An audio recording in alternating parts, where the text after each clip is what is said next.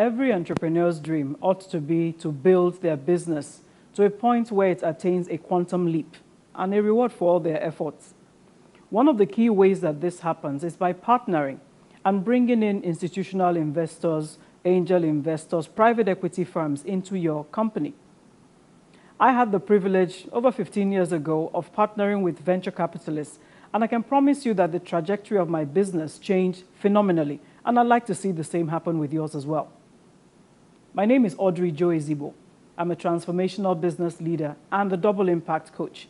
I help entrepreneurial couples to build sustainable businesses God's way.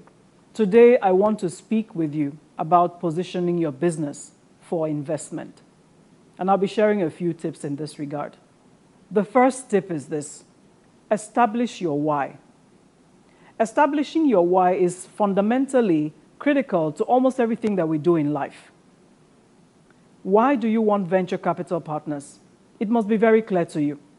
When I was starting my business, I was very clear that at some point I wanted to build something big and formidable, something that would outlast generations. And I knew that that could not happen if I ran the business by myself all the way. It meant that the business would die when I did. What is your why? In the process of looking for partnerships, you're going to tell this story many times. So you have to be very clear, because you have to sell that story to those that may be looking at investing in your business.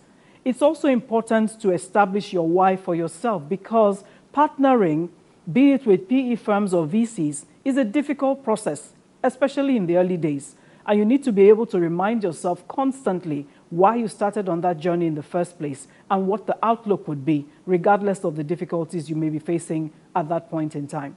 The second tip I want to share is this: do a due diligence on potential investors. Depending on your personal aspirations, your value systems, and your outlook for your life and your business, not every VC is an equal fit. So it's important that in advance of you getting to where you want partners to come in, you yourself are doing a due diligence on who the potential partners are, the kinds of businesses they invest in, the way that they operate, and what kind of value they may be bringing into your business, to see if there is a fit between you and potential partners, as well as then pull a database of potential investors so that when you are ready, you already know who you want to approach. The third thing I want to say is this: investors are to a large degree about the numbers.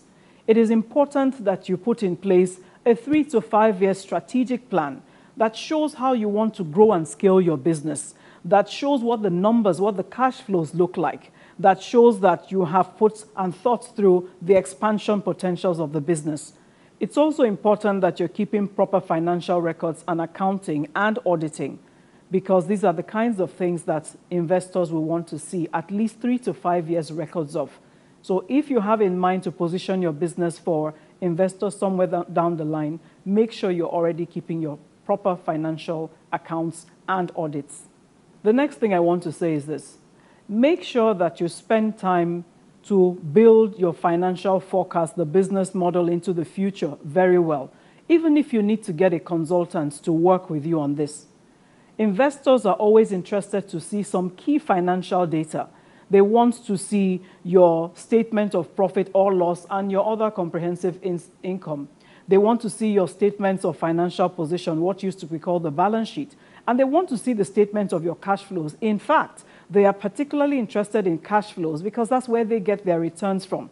So they want to see you do a build-out of 3 to 5 years cash flow, and especially want to see, for the first 1 to 2 years, they want to see your cash flow on a monthly basis.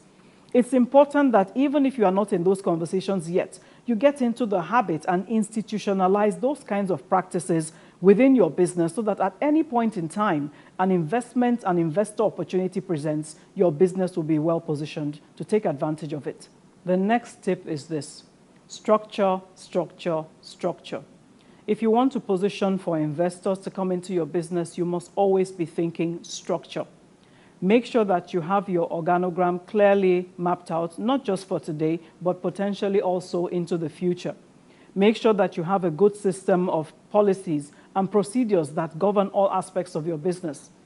Take time to build an internal audit and control system. At whatever level, investors are always happy to see this. Make sure you're building capacity in your management team. Investors are actually never excited when you are the sole champion of your business and the only person that seems to have capacity. Investors are also very keen on governance, and if you're keeping up with the trends, you will notice that this expression ESG, environmental social governance, is a big thing for them right now. They want to see how responsible your organization is within the community to the environment and the people. The last thing to take cognizance of when you begin to consider bringing investors into your business is that you need to establish in advance for yourself how much of your company you're willing to let go. Think it through. There is a book I read once that talked about the choice of whether you want to be rich or whether you want to be king. Being rich is that investors can buy out your business and substantially you get a reward for that. Being king is that you're willing to stay small as long as you can answer MD or Oga. I just want to encourage you as you're on this journey, or perhaps considering it, that you establish in advance how much of the equity holdings of your business that you'll be willing to let go, so that you're prepared for the conversations when they happen. And in that same light, I want to share something with you that somebody once said to me. He said, Audrey, it is always better if you own 10% of a $100 million company than that you own 100% of a 10 million naira company. Think about that. I hope this has been useful to you today, and I look forward to hearing your feedback on what you're doing to position your company for investors. Take care.